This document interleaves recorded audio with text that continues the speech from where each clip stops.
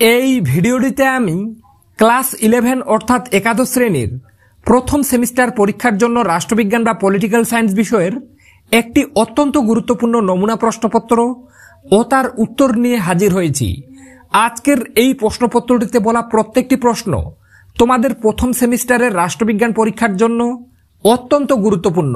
কাজেই বন্ধুরা, তোমরা যারা ক্লাস 11-এর প্রথম সেমিস্টারের রাষ্ট্রবিজ্ঞান পরীক্ষায় অনেক ভালো রেজাল্ট করতে চাও, তারা অবশ্যই ভিডিওটি শেষ পর্যন্ত দেখতে থাকো এবং যদি চ্যানেলে নতুন হয়ে থাকো তাহলে অবশ্যই চ্যানেলটি সাবস্ক্রাইব করে পাশে থাকা বেল আইকনটি প্রেস করে রাখো। বারবার বলা হচ্ছে এই ভিডিওটিতে বলা প্রত্যেকটি প্রশ্ন গুরুত্বপূর্ণ, তাই ভিডিওটি শেষ পর্যন্ত দেখলে আমি আশা রাখছি এখান থেকে তোমরা কিন্তু অনেক প্রশ্ন কমন পেয়ে যাবে। তো চলো দেখে নেওয়া যাক গুরুত্বপূর্ণ প্রশ্নগুলি। কি বলা হয়েছে দেখে নাও। সঠিক উত্তরটি নির্বাচন করো। তোমরা প্রত্যেকে জানো প্রথম সেমিস্টারের পরীক্ষায় তোমাদের 40টি এমসিকিউ প্রশ্ন দেওয়া থাকবে। প্রত্যেকটি প্রশ্নের মান 1 করে টোটাল 40 নম্বর। তো দেখে নেব একের দাগে কি আছে। রাষ্ট্রবিজ্ঞানের জনক হলেন, তো এর উত্তর হয়ে যাবে কয়ের দাগের অপশনটি অর্থাৎ এরিস্টটল। এরপরে 2, রাষ্ট্রবিজ্ঞানের শুরু ও শেষ রাষ্ট্রকে নিয়েই বলেছেন, উত্তর ক্ষয়ের দাগের অপশনটি অর্থাৎ গার্নার। 3, রাষ্ট্রবিজ্ঞান কোন বিজ্ঞানের শাখা, উত্তর হয়ে যাবে ঘয়ের দাগের অপশনটি অর্থাৎ সামাজিক বিজ্ঞানের শাখা। এরপরে 5, পলিটিক্স গ্রন্থের রচয়িতার নাম কি, উত্তর হয়ে যাবে পলিটিক্স গ্রন্থের রচয়িতার নাম ক্ষয়ের দাগের অপশনটি উত্তর অর্থাৎ এরিস্টটল।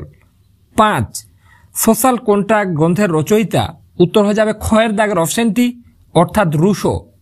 এরপরে দেখে নেব 6 দাগে, দুনিয়ার মজদুর এক হও উক্তিটি করেছেন, উত্তর হয়ে যাবে কার্ল মার্কস। এরপরে দেখে নেব 7 দাগে, রাষ্ট্রের সর্বাপেক্ষা গ্রহণযোগ্য সংজ্ঞা কে প্রদান করেছেন, উত্তর হয়ে যাবে গয়ের দাগের অপশনটি অর্থাৎ গার্নার। 8, রিপাবলিক গ্রন্থের রচয়িতা, উত্তর হয়ে যাবে কয়ের দাগের অপশনটি অর্থাৎ প্লেটো। 9, রাষ্ট্র শব্দটি সর্বপ্রথম কে ব্যবহার করেন, উত্তর হয়ে যাবে ঘয়ের দাগের অপশনটি অর্থাৎ মেকিয়াভেলি।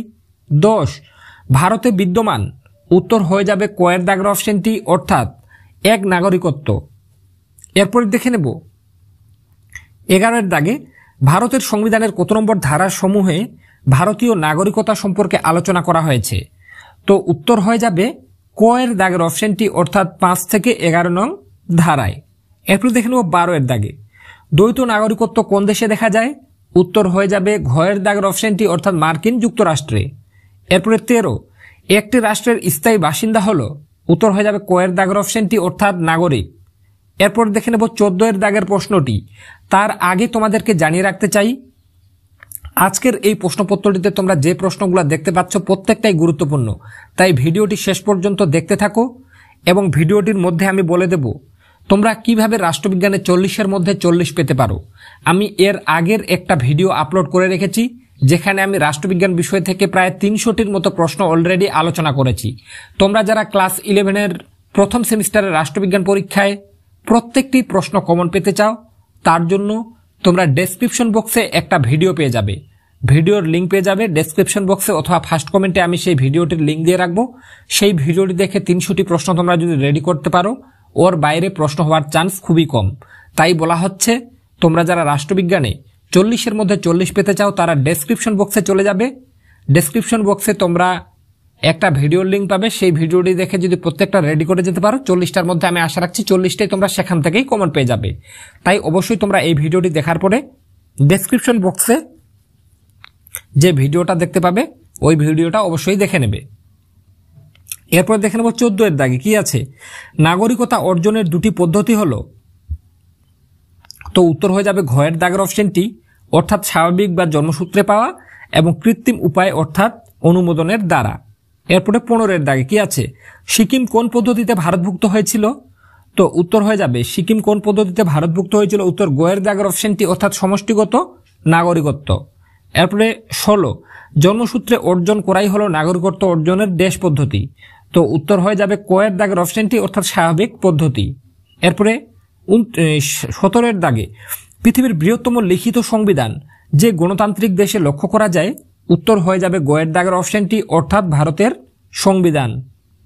এরপরে 18, সুপরিবর্তনীয় ও দুষ্পরিবর্তনীয় সংবিধানের একটি করে উদাহরণ হলো, উত্তর হয়ে যাবে কয়ের দাগের অপশনটি অর্থাৎ গ্রেট ব্রিটেন এবং মার্কিন যুক্তরাষ্ট্র। এরপরে 19, এমন একটি দেশ যেখানে অলিখিত সংবিধান রয়েছে, উত্তর ঘয়ের দাগের অপশনটি অর্থাৎ সুইডেন। এরপরে 20 লিখিত ও অলিখিত সংবিধানের দুটি প্রধান পার্থক্য হল, উত্তর কয়ের দাগের অপশনটি অর্থাৎ অনমনীয়, নমনীয় এবং বিচার বিভাগের প্রাধান্য ও আইন বিভাগের প্রাধান্য। এরপরে 21 দাগে কি আছে, রাষ্ট্রের দর্পণ বলা হয়, উত্তর হয়ে যাবে ঘয়ের দাগের অপশনটি অর্থাৎ সংবিধানকে। এরপরে দেখে নেব 22 দাগের প্রশ্নটি। তার আগে আবারও বলে রাখছি, তোমরা যদি চ্যানেলে নতুন হয়ে থাকো তাহলে অবশ্যই চ্যানেলটি সাবস্ক্রাইব করে পাশে থাকা বেল আইকনটি প্রেস করে রাখো। আর তোমাদেরকে রিকোয়েস্ট করছি, তোমরা যারা ক্লাস 11-এর প্রথম সেমিস্টারের পরীক্ষায় রাষ্ট্রবিজ্ঞানে প্রায় 40-এর মধ্যে 40 পেতে চাও, তারা আজকের এই ভিডিওটির ডেসক্রিপশন বক্সে অথবা ফার্স্ট কমেন্টে চলে যাবে। আমি একটা ভিডিওর লিঙ্ক দিয়ে রেখেছি, ওই ভিডিওটি দেখে প্রত্যেকটা প্রশ্ন যদি রেডি করতে পারো, ওর বাইরে প্রশ্ন যাবে না, প্রত্যেকটা প্রশ্ন ওই প্রশ্নগুলোর মধ্যে কমন পেয়ে যাবে। তাই এই ভিডিওটি দেখার পরে অবশ্যই তোমরা ডেসক্রিপশন বক্সে যে ভিডিওটার লিঙ্ক পাবে বা ফার্স্ট কমেন্টে যে ভিডিওটার লিঙ্ক পাবে সেই ভিডিওটা কিন্তু দেখে নেবে। এরপরে দেখে নেব 22 দাগে কি আছে, সংবিধান হলো রাষ্ট্রের চরম কর্তৃত্বের শৃঙ্খলাবদ্ধকরণ। কথা বলেছেন, উত্তর হয়ে যাবে ঘয়ের দাগের অপশনটি অর্থাৎ এরিস্টটল। এরপর 23 গণপরিষদে খসড়া কমিটির সভাপতি কে ছিলেন, উত্তর হয়ে যাবে গয়ের দাগের অপশনটি অর্থাৎ ডক্টর বি.আর. আম্বেদকর। এরপর 24 দাগে কি আছে, ভারতের সংবিধান কবে কার্যকরী হয়, উত্তর হয়ে যাবে খয়ের দাগের অপশনটি অর্থাৎ 1950 খ্রিস্টাব্দের 26 জানুয়ারি। এরপরে 25 গণপরিষদের প্রধান কাজ কি ছিল, উত্তর হয়ে যাবে গয়ের দাগের অপশনটি অর্থাৎ ভারতীয় সংবিধান রচনা করা। এরপরে 26 ভারতের গণপরিষদের সভাপতি ছিলেন, উত্তর হয়ে যাবে ভারতের গণপরিষদের সভাপতি ছিলেন গয়ের দাগের অপশনটি অর্থাৎ ডক্টর রাজেন্দ্র প্রসাদ। 27 দাগে ভারতীয় সংবিধানের প্রস্তাবনায় ধর্মনিরপেক্ষ শব্দটি যুক্ত হয়েছিল, উত্তর হয়ে যাবে গয়ের দাগের অপশনটি অর্থাৎ 42তম সংশোধনে। এরপরে 28 গণপরিষদ কর্তৃক ভারতের সংবিধান কবে গৃহীত হয়েছিল, উত্তর হয়ে যাবে খয়ের দাগের অপশনটি অর্থাৎ 1949 খ্রিস্টাব্দের 26 নভেম্বর। এরপরে 29 ডক্টর রাজেন্দ্র প্রসাদ কাকে ভারতীয় সংবিধানের জনক বলে আখ্যায়িত করেন, উত্তর হয়ে যাবে গয়ের দাগের অপশনটি অর্থাৎ ডক্টর বি.আর. আম্বেদকরকে। এরপর 30 দাগে গণপরিষদ গঠিত হয়েছিল 1.5 জন সদস্য নিয়ে, উত্তর হয়ে যাবে ঘয়ের দাগের অপশনটি অর্থাৎ 389 জন সদস্য নিয়ে। এরপর 31 সংসদীয় ব্যবস্থায় মন্ত্রিসভা দায়িত্বশীল থাকে, উত্তর হয়ে যাবে গয়ের দাগের অপশনটি অর্থাৎ মন্ত্রিসভার কাছে। 32 বর্তমানে শিক্ষা বিষয়টি কোন তালিকায় অন্তর্ভুক্ত, উত্তর হয়ে যাবে গয়ের দাগের অপশনটি অর্থাৎ যুগ্ম তালিকাভুক্ত। এরপরে 33 ভারতীয় সংবিধানের কোন অংশে মৌলিক অধিকার সম্পর্কে আলোচনা করা হয়েছে, উত্তর কয়ের দাগের অপশনটি অর্থাৎ তৃতীয়। এরপরে দেখে নেব 34 দাগে ভারতীয় সংবিধানের শিক্ষার অধিকার হলো, উত্তর হয়ে যাবে খয়ের দাগের অপশনটি অর্থাৎ মৌলিক অধিকার। 35 দাগে ভারতীয় সংবিধানে উল্লেখিত ভারতীয় নাগরিকদের মৌলিক অধিকারের সংখ্যা হলো, উত্তর হয়ে যাবে খয়ের দাগের অপশনটি অর্থাৎ 6টি।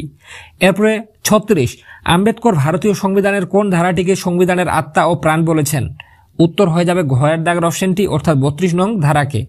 এরপর 37 দাগে ভারতের সংবিধানে উল্লেখিত ভারতীয় নাগরিকদের মৌলিক কর্তব্যের সংখ্যা হলো, উত্তর হয়ে যাবে খয়ের দাগের অপশনটি অর্থাৎ 11টি। এরপর 38 ভারতের দলত্যাগ নিরোধক আইন পাশ হয়, উত্তর হয়ে যাবে খয়ের দাগের অপশনটি অর্থাৎ 1985 সালে। এরপরে 39 দাগে সার্বিক প্রাপ্তবয়স্কের ভোটাধিকার বলতে কি বোঝো, উত্তর হয়ে যাবে কয়ের দাগের অপশনটি অর্থাৎ সকলের ভোটাধিকার। এরপর 40 দাগে বিধানসভা ও লোকসভার নির্বাচনে প্রার্থীদের বয়স কমপক্ষে 1.5 হওয়া উচিত, উত্তর হয়ে যাবে 25 বছর অর্থাৎ কয়ের দাগের অপশনটি উত্তর। তো বন্ধুরা, আজকের এই ভিডিওটিতে যে প্রশ্নপত্রটি তোমাদের সামনে তুলে ধরলাম, আশা রাখছি এখান থেকে তোমরা কিন্তু অনেক প্রশ্ন কমন পেয়ে যাবে। আর তোমরা যারা মনে করছো রাষ্ট্রবিজ্ঞানে প্রায় 40টার মধ্যে 40টাই প্রশ্ন কমন পাবে, তাদের বলবো তোমরা আজকের ভিডিওটির ডেসক্রিপশন বক্সে চলে যাও অথবা ফার্স্ট কমেন্টে চলে যাও। ডেসক্রিপশন বক্সে অথবা ফার্স্ট কমেন্টে তোমরা একটা ভিডিও লিঙ্ক পাবে। ওই ভিডিওটি দেখে তোমরা যদি প্রথম সেমিস্টার পরীক্ষার জন্য প্রত্যেকটা প্রশ্ন রেডি করতে পারো, আমি আশা রাখছি তোমরা প্রথম সেমিস্টারে রাষ্ট্রবিজ্ঞানে প্রায় 40টার মধ্যে 40টাই প্রশ্ন সেই ভিডিওটা থেকে কমন পেয়ে যাবে। তো বন্ধুরা, আশা রাখছি ভিডিওটির মাধ্যমে উপকৃত হয়েছো।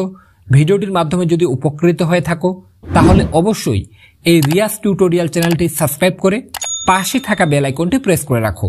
তো আজকে পর্যন্তই, দেখা হবে নেক্সট কোনো ভিডিওতে।